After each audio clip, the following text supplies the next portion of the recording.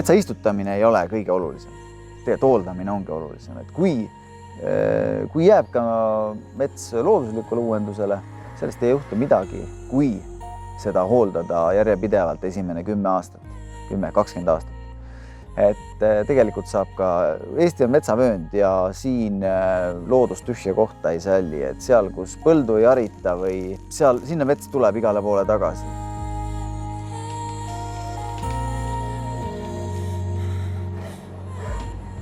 Võib-olla alustame sellest, et pärast istutamist, kui see väike männi või kusetaim saab istutatud, pärast seda järgneb kultuurihooldus. Kultuurihooldus tähendab seda, et me selle istutatud taime päästame siis heina ja vaarika ja õsasest välja. Vastasel juhul, kui me seda ei tee, mändi kindlasti see lehtpuu ja vaarikas ja hein lämmatab ära ja mänd võibki seal ära kuivada.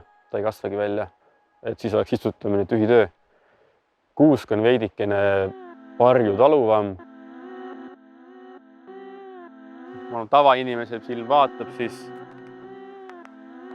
ma ei usu, et ta näeb seda kuusikuna. Vaarikas on neile veel hetkel ikkagi väga suur konkurent. Ma isegi ostaks arvata, et siin all on kuusk. Valguse andmiseks oleks vaja see vaarikas siit maha niita. Kindlasti see kuusk, ma arvan, kasvaks ise siit välja, aga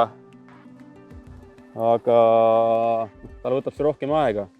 Kuna ladva kasv on nii palju väiksem, kui ta ei saa valgust. Seda me püüame siin siis selle kultuurihooldusega talle võimaldada.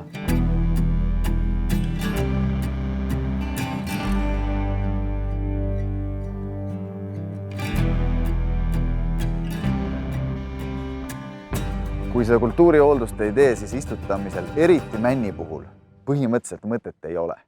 Et alati peab arvestama seda, et eriti kui männiga uuendada, siis hooldus on väga oluline.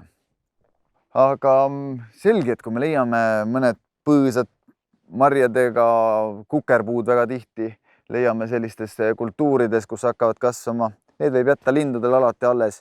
Mõni pihlakas, mitte midagi ei tee häda, eriti kui ta on vähemalt meetrikenegi sellest männist kaugemal. Neid jõuab maha võtta siin mitu korda hiljem ka selle tõttu, et 1-2 hooldusest siin männi puhul ei piisa. Et männi puhul esimese 15 aasta jooksul me käime siin, ma arvan, keskmiselt 4 korda. Me oleme nüüd täpselt samasugusel langil, täpselt samasugusel mulla peal, aga 7-8 aastat on mööda läinud. Ja nüüd on nagu täpselt paras aeg selliseks esimeseks valgustusraieks siin. Ega ta ju tegelikult väga palju sellest kultuuri hooldamisest nüüd ei erine.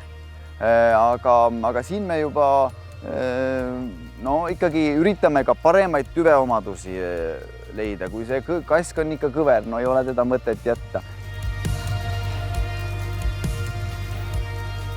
Siin on siis ehe näide sellest, kuidas me püüame kasvatada koos nii kuuske kui lehtpuud. Tegelikult võib ta vabalt niimoodi kasvada. Kuusk on meil vabaks lõigatud, samas on meil jäetud ka siia lehtpuu, kask, lepp, haab. Minu meelest, minu arvamus ongi, et tegelikult kuuske peaks kasvatama ainult segapuistuna. Viimase aasta näidetel on hästi palju tormi ja üraski kahjustusi olnud just kuusikutes. Hetkel oleme me nii-öelda vanal või endisel põllumaal, kuhu sai 4 aastat tagasi istutatud kask. Ja miks me oleme siia kase istutanud on sellepärast, et kõik need endised põllumaad on üldjuhul millalgi väetatud. Nad on hästi viljakad ja kui me sinna istutaksime kuuse, siis on hästi palju kogemusi või näiteid, kuidas endistele põllumaade rajatud kuusikutes on väga suur juurepesu oht. Et ilmtingimata igasugused metsakasvatusõpikud soovitavad esimese metsapõlvena rajada põllumaale kaske. Aga antud näitel usun, võime väga rahul olla, et see kask on siin 4 aastaga kasvanud peaaegu 4 meetriseks. Nüüd oleme mulle siukse hingeliselt kihvti koha peal, et see oli täpselt see koht, kus 20 aastat tagasi või natuke rohkem juba noore koolipoisina sai enda metsast raiutud esimene lank maha, et 20 aastat on mööda läinud ja nüüd on jälle uus mets. Uus mets täpselt selles staadiumis, kus viimast korda teen siin kulusid. Et see on siis juba siin nüüd teine valgustusraie. Kui selle raie ära teen, siis rohkem ma siia kulutama ei pea.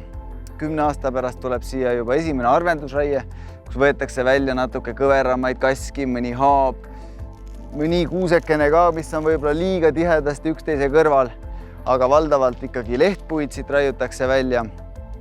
Ja siis vist edasi rohkem minul siia asja ei ole, et siis jääb lastele.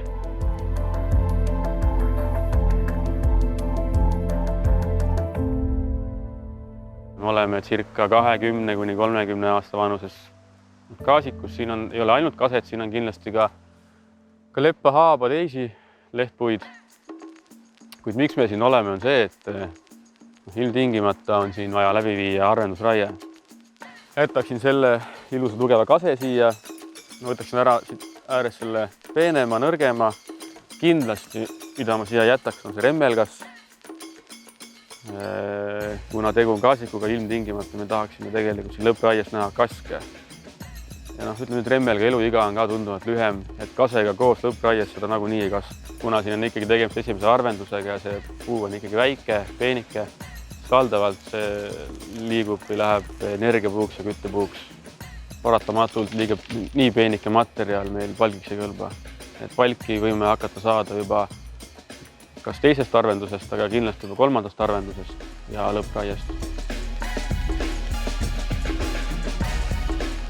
Tänu tehnoloogia arengule me üldse tegelikult saamegi selliseid esimesi arvendusi tehnikaga teha, et kui me tahame lõppraies näha või saada kvaliteetset puitmaterjali, siis vanasti paljuski neid arvendusi, neid esimesi arvendusi tehti, lõigati need puud maha ja need puud jäidki maha mädanema, kõdunema.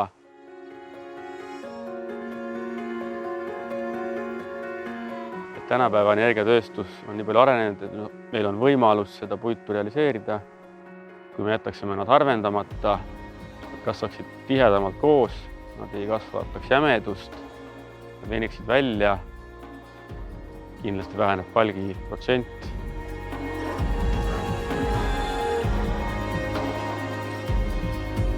Hetkel oleme circa 35-aastases männimetsas. Siin on tehtud juba, võib öelda, et teine arvendusraie. Pilt on väga ilus.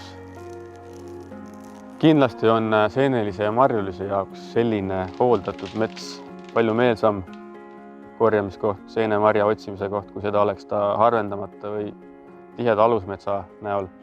Võrdluseks saame tuua näite, kus siin kõrval on täpselt samasugune puistu olnud, kuid ta on arvendamata, õigel ajal majandamata.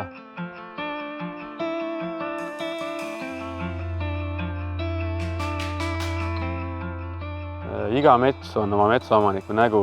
See, kuidas ta seda tulevikus näha soovib, seda kujundab, on kõik tema enda kätes.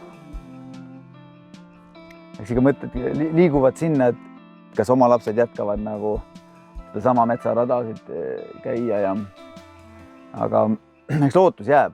Hirm on muidugi, et vaadates seda nende arvajate hulka ja seda, mis siin metsanduse ümber nagu toimub iga päev, ja loodame, et inimesed mõtlevad sellele, et usaldavad ikkagi neid inimesi, kellel on vastav haridus, neid teadlasi, kellel on vastav haridus.